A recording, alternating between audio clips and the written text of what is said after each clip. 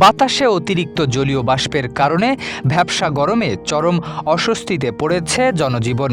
আকাশ মেঘমুক্ত হলেই খাড়া রোদে দ্রুত বাড়ছে তাপমাত্রা। আবার বৃষ্টির বিরতিতে অনুভূত হচ্ছে তীব্র গরম। ঢাকাসহ কয়েকটি অঞ্চলে আজ হালকা বৃষ্টি বা বজ্রসহ বৃষ্টির সম্ভাবনা থাকলেও গরম থেকে খুব একটা স্বস্তি মিলবে না বলে জানিয়েছে আবহাওয়া অধিদপ্তর।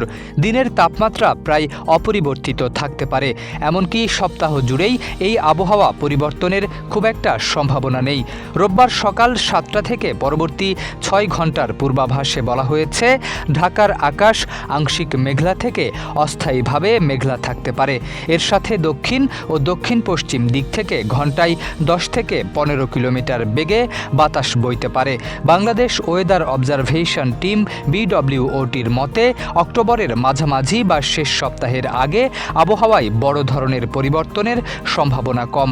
সংস্থাটি বলছে, মৌসুমি বায়ুর বিদায় এবং সূর্যের অবস্থানের পরিবর্তনের ওপর নির্ভর করছে স্বস্তিদায়ক আবহাওয়ার আগমন।